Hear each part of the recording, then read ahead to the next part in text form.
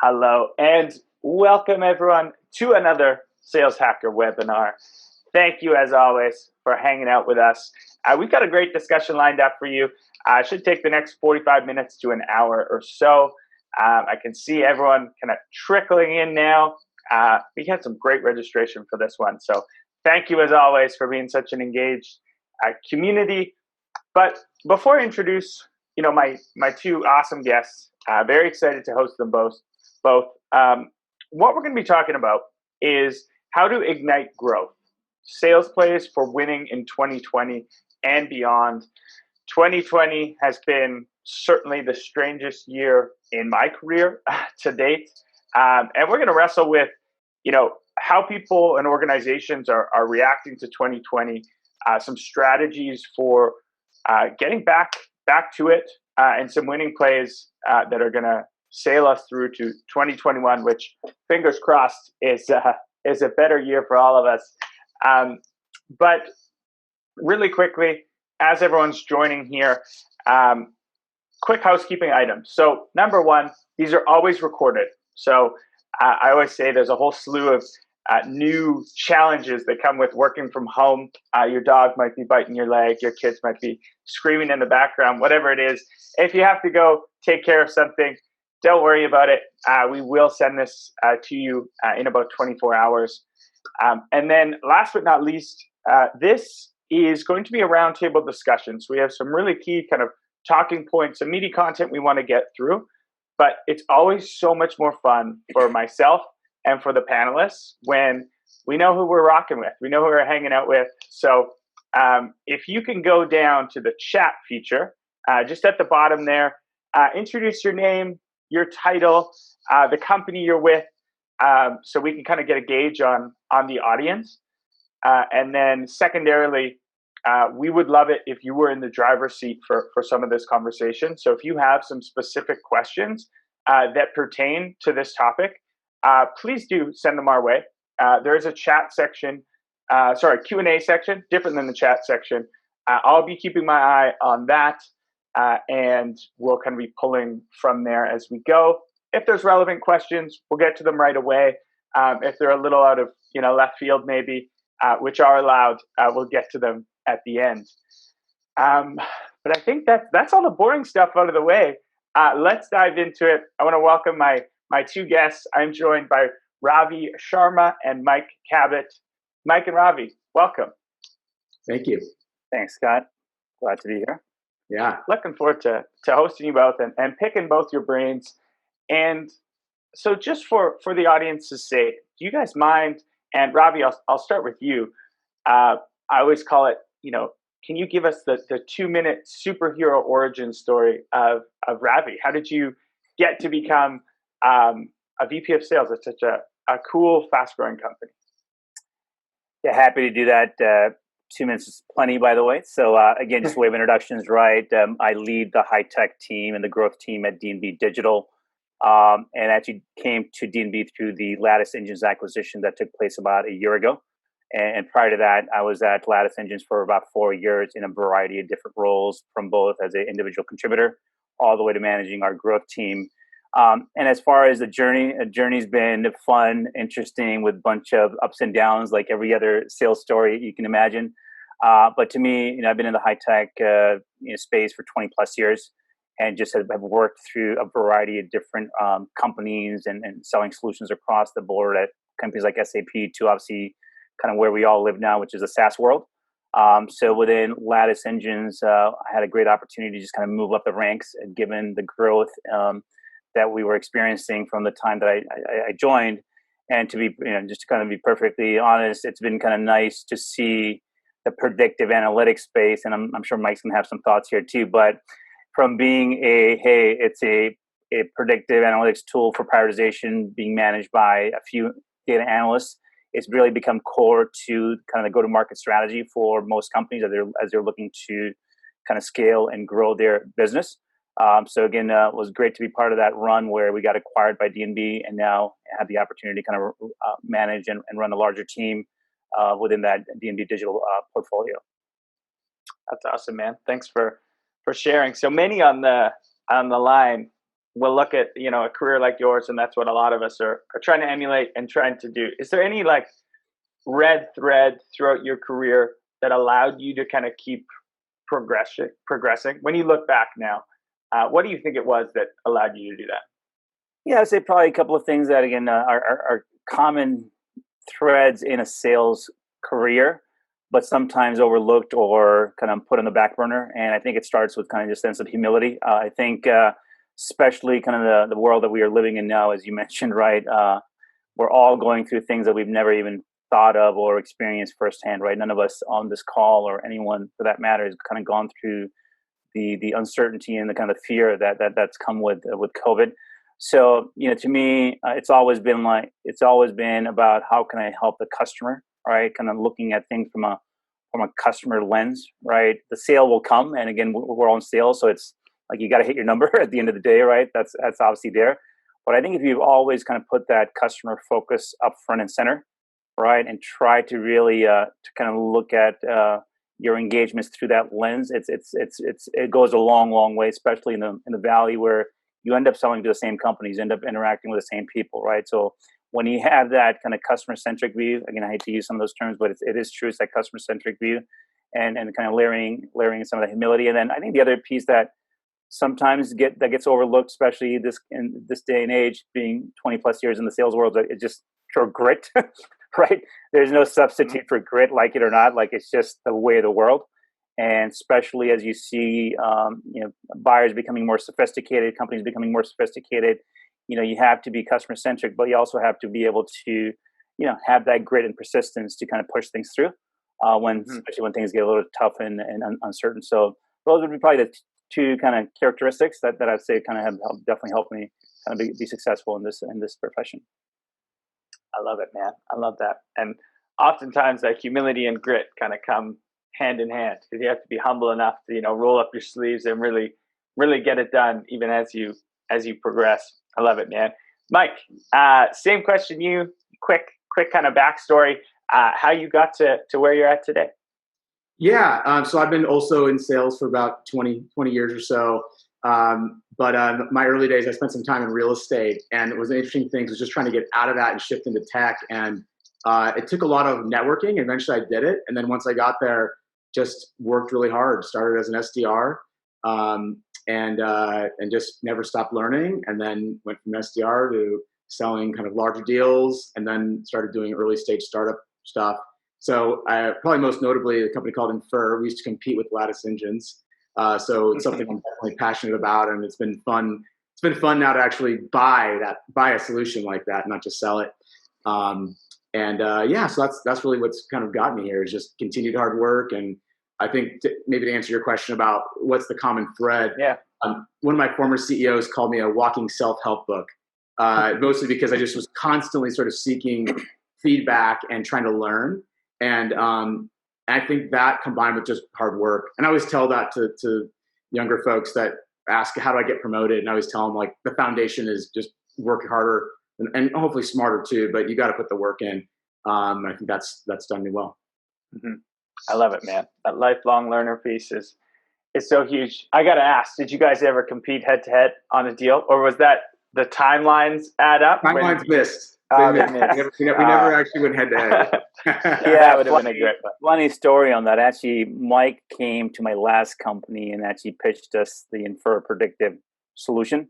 So I actually met Mike as a customer prior to joining Lattice. So again, we go way back, and again, he was one of the early, kind of doing the evangelical sale about evangelizing the value of predictive, what people didn't even know what that meant. So a lot of props for Mike for kind of again being one of those early guys to really kind of pound the pavement around, hey, there is value in this. And I'm sure even though he's not front and center in the space anymore, I'm sure he is happy to kind of see the progression of the space, and again the way the companies are starting to kind of leverage it, including Mike as a customer now. Absolutely, yeah, totally. All right, we already have the questions pouring in, which I love. So we've hit on a topic that a lot of people. It's front and center for a lot of people right now. Before we get to some of the audience questions, though, let's just start at the beginning, right? Let's hear specifically how D&B and MalwareBytes sales teams have been impacted by the changes we're seeing in not all markets, but most markets. And Mike, let's start with you this time. Sure. It's been interesting for us. We have in MalwareBytes, we sell into everything from really small companies to really large companies. And what we found is that we've been hit hardest sort of in the smallest companies we sell into. They tend to be the ones that have sort of been shortest on cash. The larger companies have been able to kind of hold off longer in terms of layoffs and cutting budgets. So we've tried to sort of shift some more efforts around that. But yeah, definitely longer cycles. After we started working from home, we kicked off an initiative, and it was called 30 for 80, and it was sort of a joke but sort of serious, that took 30% more work to get 80% of the results you had before the pandemic kicked in. And so that was a tough thing for folks, but we got around it and kept pumping. Yeah, I like that. The 30 for 80 rule. And then once you just call it out, it makes it a thing. And you're like, all right, we're going to have to work harder. This is the way it is. I like it. Ravi, what about from your side? Certainly, I can relate to a lot of what Mike's saying. We're seeing it, on the outreach side, sales hacker side is, SMBs getting affected. Enterprise still kind of staying the course for the most part. Yeah, so to me, there's been kind of a couple of different learnings. One, just at the human level, right? So I mean, again, we kind of got hit by this thing. No one expected it, and there was this oh shit moment, right? Like, what do we do? How do we react? But I think one of the things that I've learned through this pandemic is like how resilient and empathetic and really kind of, I would say, how quickly people can mobilize, right? Both within their personal and their professional lives. So what we've seen is companies kind of go through these three phases of what I'll categorize as kind of survive. Like, how do we survive the next 30 to 45 days, right? This thing is now front and center. How do we deal with it? And I think most of the companies are out of the woods with that, right? Because I think most of the companies now 8 months in with this thing, I think people have a sense of like, kind of what we're dealing with. And then the next phase of that kind of curve is, reset. You kind of reset once you kind of get out of that survive mode, and you say, hey, how do I look at my business and really reset? If this is the new norm for the foreseeable future, what do I need to do for my go-to-market strategy to really make sure I not only survive, but then the third one, I thrive, right? Because, let's be honest, there's companies out there that are actually benefiting from the COVID pandemic, right? So companies, like the one Mike's in, right? Security is doing well, kind of the web business, right? Anywhere from cloud providers to the web conferencing providers like Zoom, right? So we've really seen kind of that three categories of survive, reset, and thrive. And I'll just kind of put some color on what I mean by that. For one of our customers that's in the public cloud infrastructure space, right? They have a slew of products that they provide, but one of the things that they did very quickly as soon as COVID kind of again became front and center is they pivoted their go-to-market by focusing on solutions that were more conducive to work from home environments, because they did have, again, a broad portfolio, but they also had a bunch of products that again worked really well and supported the new normal. And they were able to very quickly pivot, just using the platform with kind of propensity modeling and third-party data to say, hey, here's the companies we should be going after, and here's some of the channels that we should be leveraging to kind of make sure there's kind of that effective engagement. And the other one, if I have a sec here, I'll just add, just again from a customer perspective, is we recently won a customer in the project management space, and they started out their project as a new customer acquisition. Most companies want to very much focus on top of the funnel.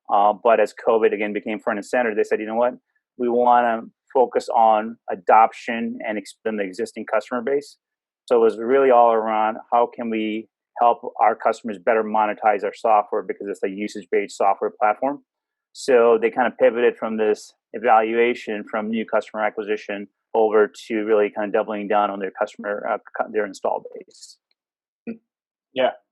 That makes total sense to me. And I like these three buckets of, survive, reset, thrive. I think that's super accurate of what people are going through. And just hearing you say 8 months in, that's crazy. And we're 8 months into this thing. That is wild. All right. We got a couple It depends on who you ask, I guess. Yeah.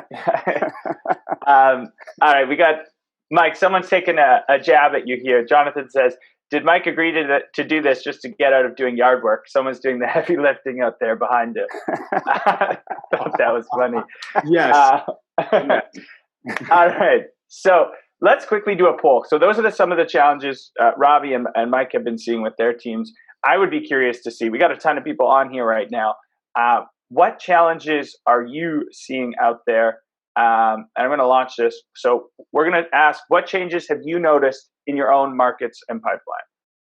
We got a bunch of answers there. As this is coming in, Ravi and Mike, I'm going to quickly go to the community here because this question came in right away. This is from Leslie Hastings. Leslie, thanks for the question. And this must be a burning question because this came in at like 11:02. So this is very top of mind. How do we get past the response that we can't do anything this year because our IT is overwhelmed? So Leslie's getting a very specific objection where it's basically, hey, we can't move on anything this year. IT is overwhelmed. Mike, any idea on how you would kind of handle that objection? I think this all comes back to understanding what the priorities are. So if they're overwhelmed, what are they overwhelmed with? What are the projects that are a priority and why are they a priority? What are they supporting? And whatever you sell, if you can understand the other priorities they have in their organization and how your solution sort of supports that, you can try to, level up and get ahead of them. So I think it's all about understanding sort of what their strategic initiatives are, because there's time to do something. The question is that why are they spending that time on something versus whatever you're trying to sell? Totally. Yeah, it sounds like a prioritization issue. You got to steal that time away from something else. Ravi, anything to add on top of that? Yeah, no, great call out by Mike. The two things that I'll add here is one, I think in this current environment, the risk appetite is pretty low, and like it or not, IT tends to be risk averse, right? And I think if you can position some sort of a crawl, walk, run, where you're not necessarily selling the full solution, right, mm-hmm. and you're maybe carving out a use case that's top of mind to Mike's point, right, that aligns to the executive's priority. It's low risk, high reward, and you kind of put some guardrails around, hey, here's kind of what that use case or this kind of pilot would look like, right? Some sort of a paid pilot. That's one way to do it. That way, IT feels like all of their resources won't be sucked up or it's not a heavy take on them, all right? And the other one that I think also tends to do well, and I just skipped, just had a little. I'll jump in. I was going to add something, which I think is you also have to understand what's the risk of not doing anything, right? Not making a decision is a decision, and so there's ramifications of that as well. So understanding what happens if you don't do anything.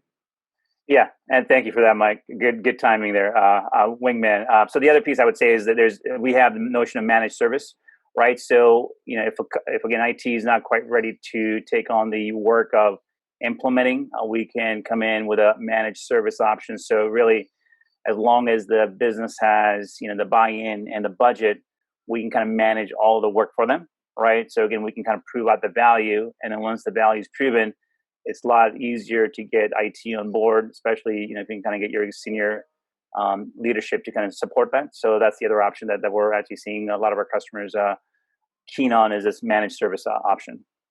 Mm-hmm. Yeah. That's a great point. Again, at the end of the day, it's just an objection of not having enough time. So if you can take that off the table, whether it's managed services, it's a good one. All right, let's end this poll here.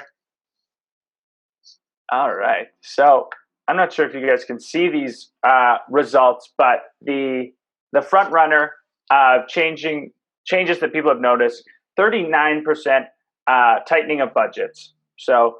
And then 20% is complete budget freezes. So add those up. That's 59% of folks, almost 60% of people on the call are seeing budgets being heavily impacted. And then 17% kind of that longer deal cycles.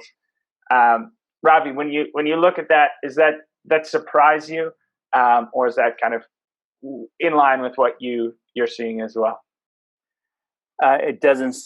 I mean, those two things don't surprise me. Maybe the percentage of almost 60% does seem a little high, but I mean, clearly, again, we're all dealing with something that is unprecedented. So companies are being cautious about their spend. So no, it's not surprising. Let's be honest, right? Even before the pandemic, this was always a objection that sellers have dealt with in their lives, right? It's like there's no one comes to you with like, yeah, I've got budget and I'm ready to rock and roll, right? So especially in the space that we sell, it's continues to be more and more core, but we still have to sell value at the end of the day. So it's all about understanding the needs, to Mike's point earlier, making sure you're selling to a committee versus selling to just an individual person, and then really focusing on time to value. What if they don't take action, right? What's the opportunity cost of not doing anything, right? Those are some of the things that conversation you got to have them reconsider that stance and help them get the budget that they need for a given project. Totally. Mike, from your end, thoughts on that, the results? Yeah, I mean, it makes sense. I think that aligns with what we're seeing too. Just longer cycles, and people are either not spending money or they're much more cautious about how they're spending it. I mean, unless you're I assume there's certain industries where that's not true, but we sell into a lot of EDU, healthcare, manufacturing. Healthcare is probably one exception where there's some increased spend, but yeah, I mean, in general, people don't have the money, or they're worried about not having the money. Yeah, totally. We had Alyssa Merwin, the VP of Sales at LinkedIn, on the other week, and she's coaching her team to every single deal position it like you are selling directly to the CFO, because it's probably getting scrutinized at that level every single deal, no matter what. And I thought that was a great way to look at it. All right, so those are the challenges. I think we're all can all relate to a lot of those. So let's go into how you guys adjusted, right? So there was kind of that. You said, Ravi, survive, reset, and then thrive. How did your teams reset? And Ravi, I'll start with you. At a high level, how have your teams adjusted to these market changes while still pushing to meet your goals? Because I imagine they probably didn't change all that much. You still have to hit your targets. Yeah, it's funny how that piece works, right? So, that unfortunately didn't change. So what have we done differently, right? So again, being in the space that we kind of live in, we try to drink our own champagne, as we call it around here, right? So it really starts with, hey, what is the propensity to buy, our products, cross-sell, upsell. So there's different types of propensity models that we're leveraging on an ongoing basis for new customer acquisition, as well as cross-sell, upsell. We're layering in things like third-party and first-party intent. So again, without getting into too much of what does that mean, where there's a lot of rich signals out in the marketplace that we can leverage to really understand, where is someone in their buyer's journey, right? So there's this notion of third-party intent, and within D&B, we can actually tell how far a customer is in their buying cycle by the content they're consuming on the web. So if someone's looking at a comparison matrix between two vendors, they're obviously farther along the path than someone who's looking at an analyst report, et cetera. So those signals become very important because it tells us someone's in market and kind of where they are in that. And what we're doing internally, and more importantly, what our customers are also doing on top of that, is they're actually layering in concept of risk, right? To your point, if we're pretending, or if we're imagining, not pretending, if we're imagining that we have a CFO in front of us and we're selling to the CFO, you kind of also have to wear that hat of risk, like, hey, the industries that I'm selling into, are they the right industries to be selling into given how they've been impacted? So what we're able to do is kind of take a look at the D&B attributes, and we're able to tell if the company's financial health, industry, their relationship with suppliers is being impacted. And then we layer in AI to further refine the audience or the cohorts of companies that we're going after. So those are some of the things that we're doing to make sure that we're really taking into account that risk factor that's so prevalent right now, given what's happening in the marketplace. Mm-hmm. Yeah. I mean, yeah, spot on. I mean, focus is now more important than ever. So you need to be harnessing that intent to make sure that you're focusing all of your time on the ones that have the highest probability of turning into customers. This concept of risk is huge. We had the head of security for Robinhood who talked us through risk. That had some fascinating thoughts as well.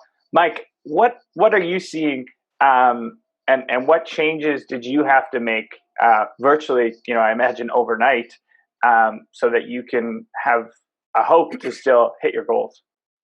Yeah, I mean, I would kind of just piling on now, but yeah, in terms of just really making sure we're focusing on the right organizations to sell into. And one of the things that, not to make this a commercial for Lattice, but one of the things that's neat is that with the modeling, a long time ago, you had models that all had to be built over data and you couldn't control sort of what the factors were. But now you can actually go in. So one of the things we did is we went into our predictive model and said, you know what, these industries are getting hit hard right now. So we tweaked our model without even having to have historical data to sort of change it.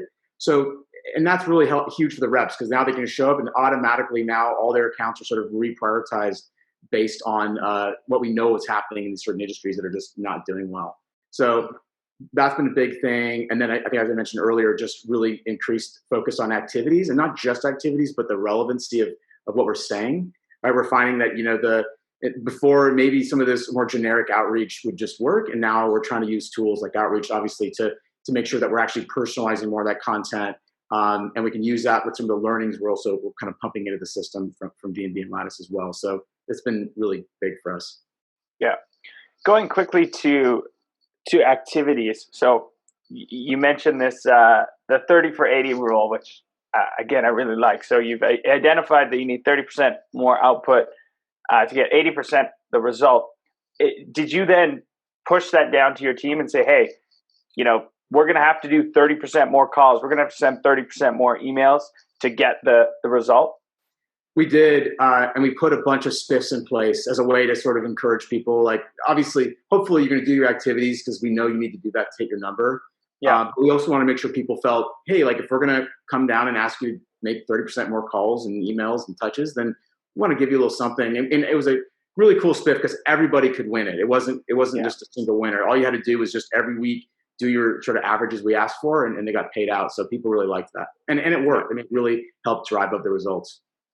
Yeah, I like that. It's a conversation I've been having with, you know, more and more leaders these days, is this idea of, you know, incentivizing the behavior that you want and maybe putting in some spiffs on not just the closed won business, but different key indicators of success that, you know, drive the right behavior. So I like it. All right. So we talked about focus and prioritization. Now it's more important than ever. Let's walk through, like, tactically what that means. How do I find and prioritize accounts that are actively experiencing a problem that I think we can solve? Ravi, how's your team doing that? Yeah. So again, luckily we're in this space, so it is something that we're very familiar with, and we're doing even more to truly identify what we call in-market customers. That's kind of, I think, where you're going with this, Scott, right? So again, the fit piece is a good starting point to identify your total addressable market. Like, hey, who all is it that out there that you can kind of sell to? But then what you want to do is, again, layer in that not only third-party intent, which is telling you, hey, there's active sales cycles out there, and the ones that are farther down the buyer's journey, you want to get them in the hands of sales, give them that account intelligence view so they can have more of those consultative conversations. Because, you know, let's be honest, to the survey earlier, budgets are tighter, budgets are sometimes gone, right? So you got to be able to have a very kind of customer-centric or business-centric conversation. And, you know, people aren't knocking on our doors, right? So you have to kind of do outbound, right? So a lot of what you're doing is kind of that classic outbound sales place. So in sales, that's the most uncomfortable thing, but it's also the most rewarding, right? Because you're being asked to kind of call out and engage with the customers. So what we're trying to do for our sellers, for the accounts that are sales ready, is we've got a nice integration with outreach, where we're helping them personalize the sequences, right, by leveraging things like technology attributes, intent data, right? So instead of just a kind of a generic template that might be going out, you can kind of hyper personalize that. So that's seeing nice kind of open rates within our SDR organization. So that's kind of one thing that seems to be working rather well. Open rates, and then leads to more meetings, and that's kind of that's golden at the end of the day, is getting those initial meetings set up. And then for the ones that are farther down the path, we have an integration to also Salesforce, so we're giving kind of this rich customer 360, so those sellers can have more of that business context conversation. We call it talking points, right? But it's essentially a kind of a account intelligence view. And the third piece that I think we don't want to overlook is, because a lot of what we're talking about here is on the sales side, but it all starts with the top of the funnel, right? So let's be honest, at any given time, there's only about 5 to 7% of your TAM that's actively looking for the products and services that you provide, right? What that means is that you don't want to ignore the rest of that TAM. So what we do is we're able to really take the rest of the cohort and then basically help companies run more targeted programmatic email nurture campaigns. And then ultimately what you want to do as a marketer is you want to see of those programs that you're running, how many of those companies are landing on your website, right? Because us working from home, that becomes even that much more tricky these days, right? Because we're all using our ISP. You know, I probably am showing Comcast here, right, and what have you. So how do you know it's Ravi from D&B, right? So again, we have an interesting way of unmasking who the company is, even if I'm coming through my ISP. So that's again golden for marketers because they can use that data to retarget for folks that aren't ready. So that's another really good source of kind of putting good warm leads in front of sellers. But it all starts with making sure that you're running very targeted kind of programmatic campaigns at the top of the funnel, and then kind of measuring and being able to unmask the folks that aren't ready to fill out a form. And again, those are some of the kind of tactically things that we're doing to kind of drive pipeline and ultimately, help hit our targets. I like it. All great strategies. I'll throw one on top of that, which is kind of in line with a few things that you've said there. But I've heard of a lot of sales leaders harnessing inbound intent, and then so inbound leads, they're paying much closer attention to what industries they come from, what personas are coming in, and then doing outbound campaigns, basically like a lookalike audience to them, which I thought is a great strategy, given, like we talked about, focus is so important. Mike, what about yourself? Did you change your, good old fashioned discovery at all, or, how are you prioritizing accounts? Yeah, I mean, the way I think about it, and we kind of touched on this, but you have kind of your 3 scores. You got your fit score. Could you sell to them ever? Engagement score. Are they engaging with your website, your content, and then third party intent score. And to me, what we talk about the reps is that any high indication on any of those factors can be a good thing, but the more you see across them, the better. So if you see kind of top scores across all 3 categories, wow, like that's where you want to spend your time. And then you can kind of, pull back from there. So that's been really helpful for us in terms of, I'm thinking about that. I like it.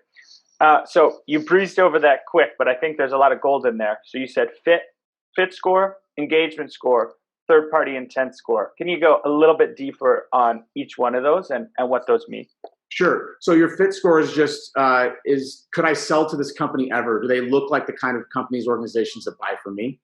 Engagement would be tracking things like Marketo, would be tracking, are they coming to the website, downloading content, opening up emails, engaging with you with your organization. And then the third party intent, as we talked about, are they researching sort of relevant topics? And that can be dependent on whatever your industry is. So all 3 of those things could be true, or they're all rated, between an A to a C or A to a D. So if they're all A's, then you'd say, wow, like that is absolutely where I'd want to put my first calls into.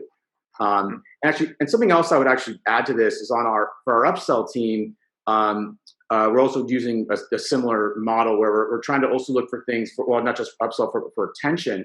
Whereas if our customers are researching competitive technologies, that's a red flag for us to say, hey, if somebody's researching CrowdStrike, we probably need to call them and check in and make sure that the account's doing okay. So that's sort of a tweak on that for your existing customer base, where you can use third-party intent and technographics in combination to actually prioritize your time for that. Mm-hmm. Yeah, that's huge, and actually leads to nicely into a question we have from the community. And this is from Jonathan. Jonathan, thanks for the question.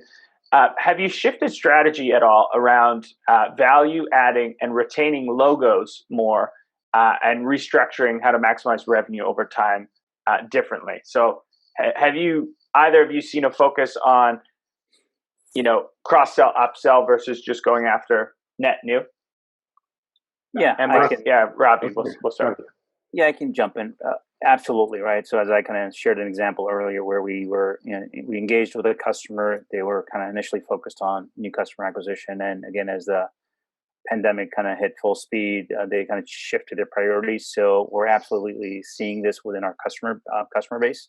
We're doing this internally within D&B, right? So now being part of D&B, we have the luxury of selling into 10,000 plus customers just within sales and marketing.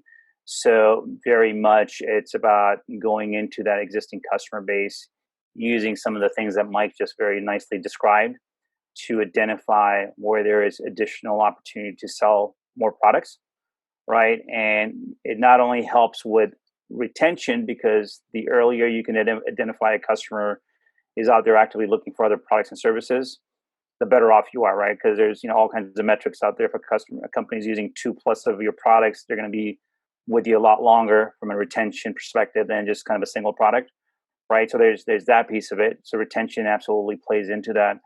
But then the other piece is, by focusing on those existing customers, we all know by experience selling into an install base is a lot easier than acquiring a new customer, just across all metrics. So we're absolutely doubling down on that. So yeah, that's been a huge focus for us internally, not only within sales and marketing, which we're part of, but also our other two divisions, and we're seeing very similar trends with our customers. Mm-hmm. Yeah, and Ravi, I'll go back with taking that a step further. So how do you identify, if we've decided, keeping our base and growing our base is like one of the most important things we need to focus on right now. How, as a seller, can I identify if an opportunity or maybe an entire account is at risk? Mike mentioned a great one. They might be out there researching a competitor. You can harness that. Is there any other things that you look at? Absolutely. So again, actually before joining Lattice, I was at a company called Blue Nose, which unfortunately is no longer around, but we were very much in the customer success space, right? So it was all around, how do we have those early indicators, right, of a customer that might be at risk. So the nice thing these days, besides just the third-party signals, there's things like usage data, right? So one of the things we're able to do is kind of look at the usage data of our given customer, right? Is there an increase? Is there a drop? That's a clear indicator that something's going on if you see a sudden drop in their usage. The number of help desk tickets, right? Are there a number of kind of customer support tickets that are popping up? So again, the way our platform works, it's kind of unique that way. We can ingest all of this third-party data to identify, are there other signals that are indicating that the customer may be at risk. And the third one, from just a propensity perspective, we talked a lot about new customer acquisition, top of the funnel, but we can also build expected value models. So we can look at our existing customers that have bought 2, 3, 4 products, and what are the characteristics that are common in those customers, and use that expected value modeling to identify other customers that would be a good target for us to go after. Mm-hmm. I like it. One last question, I'm going back with you, is from the community. So with the new focus on growing existing business, did that drive any structure changes or comp changes for you? And then he highlights, Mike's team had the comp change on rewarding the 30% more activities. Did you see any internal changes like that to incentivize the behavior?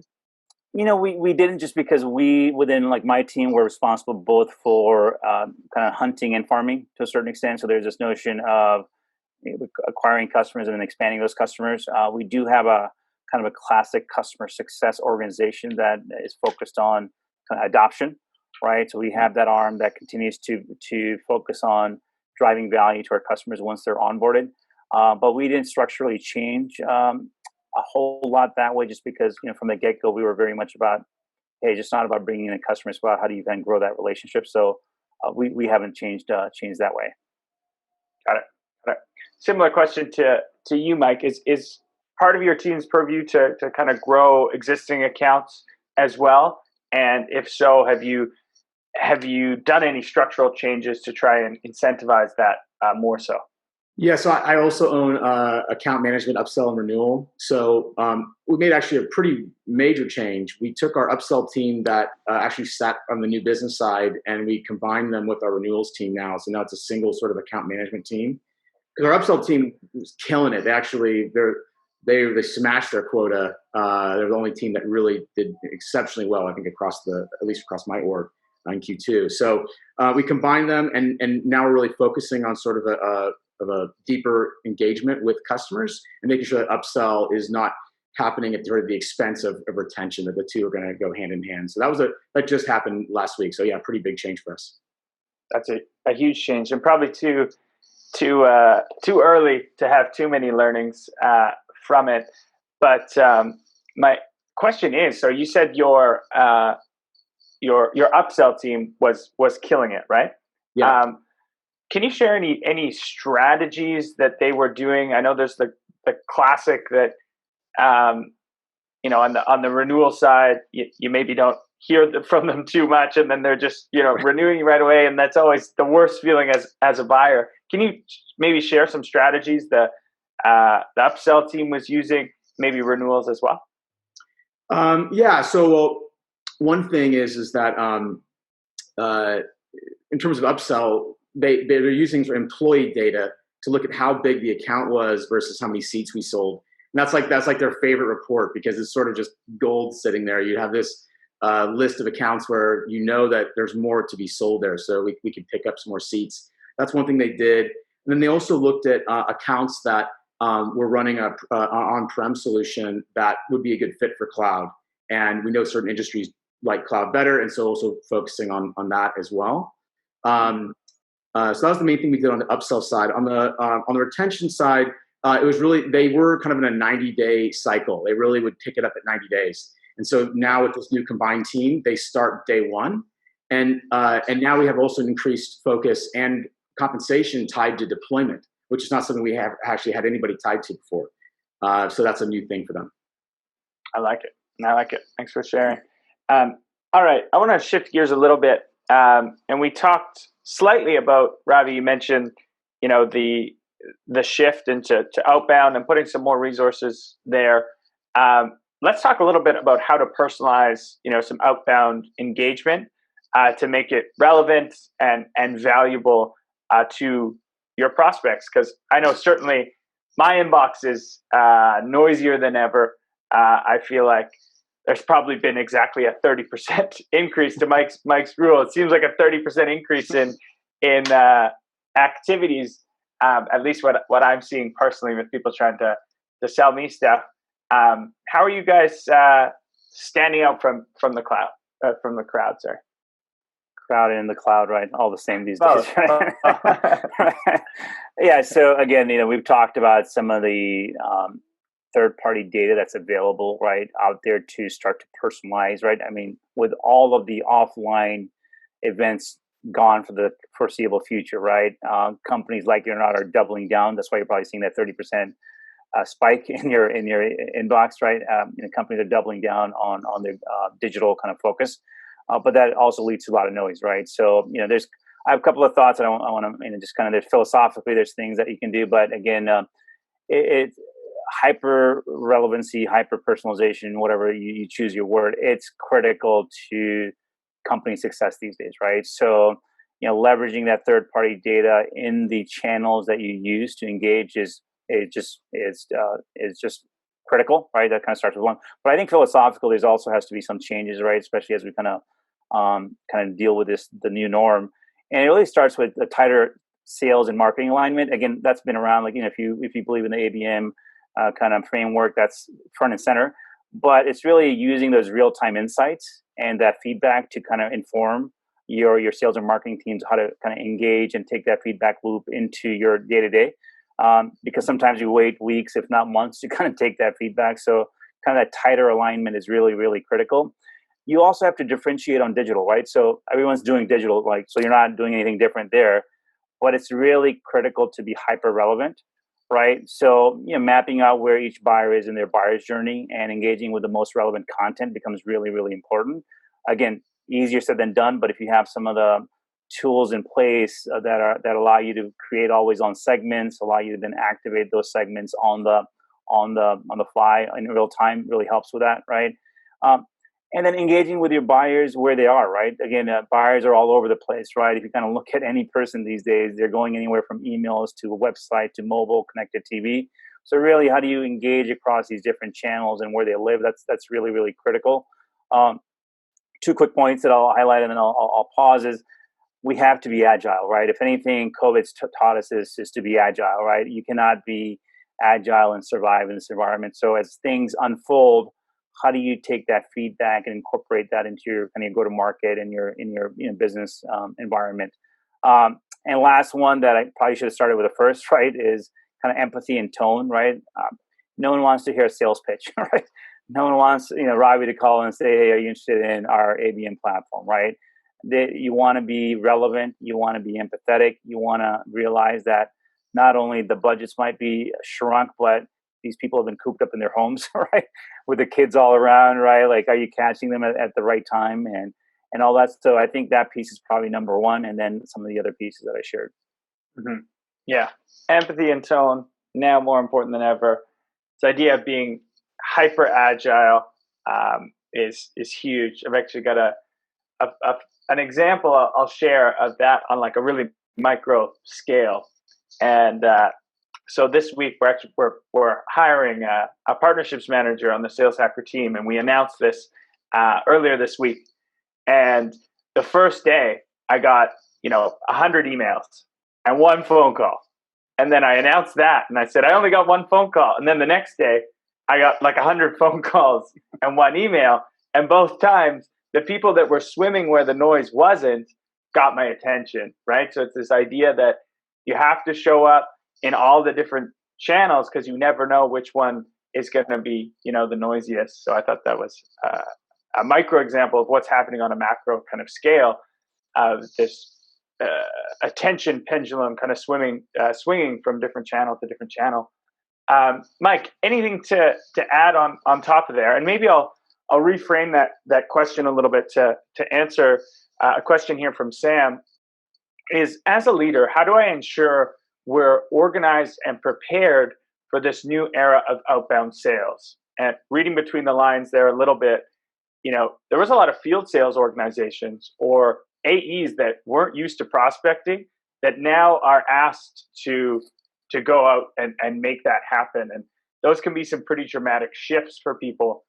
How have you sort of coached your team through that, Mike?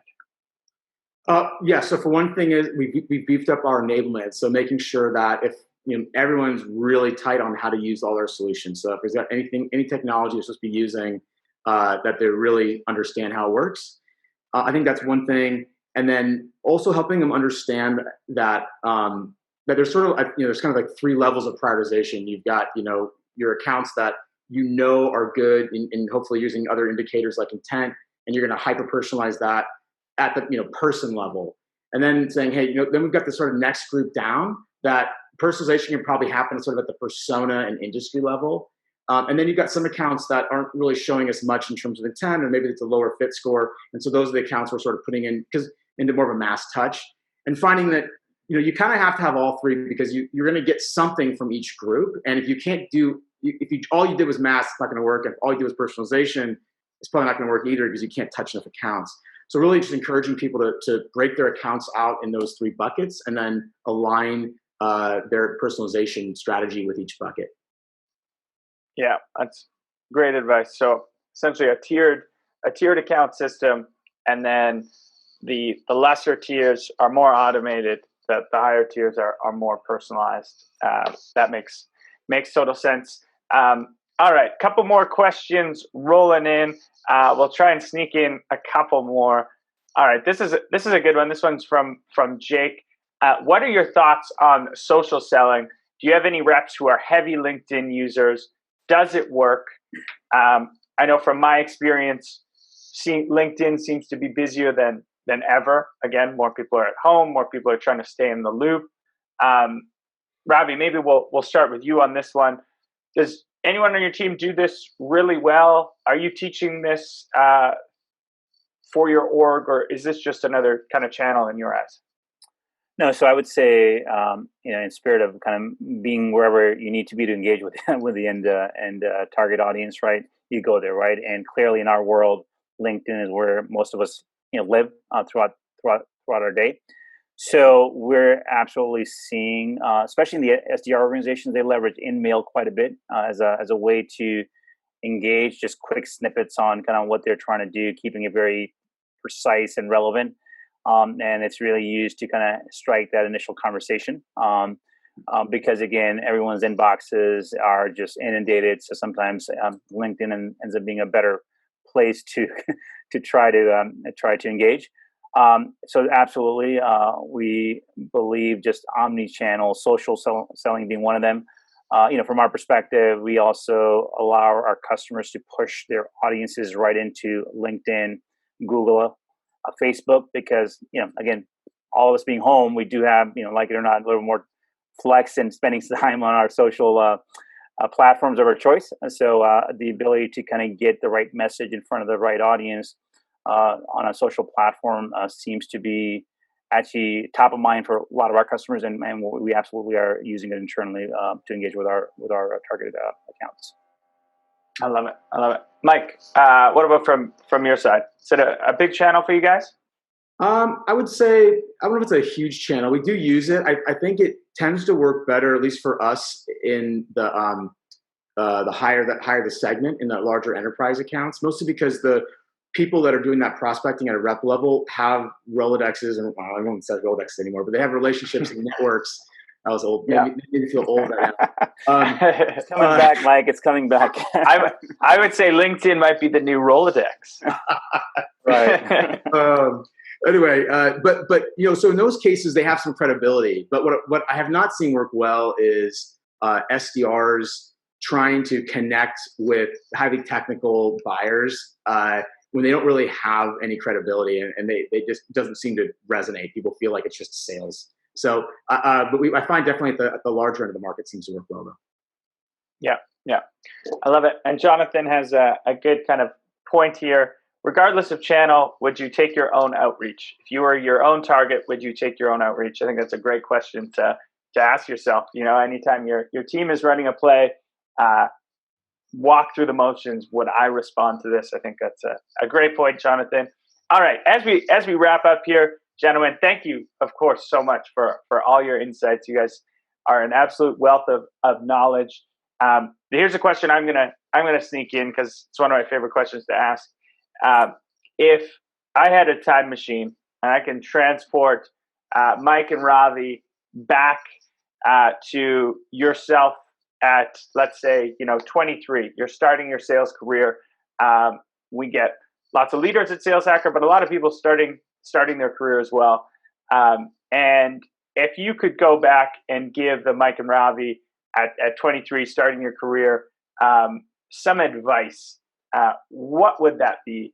And Mike, maybe I'll start with you on that one. I think, something depends on what you want out of your career. But I think that one of the things that I personally saw was that people who focused on a single industry and domain expertise, built that from an early time in their career, they're going to move up quicker.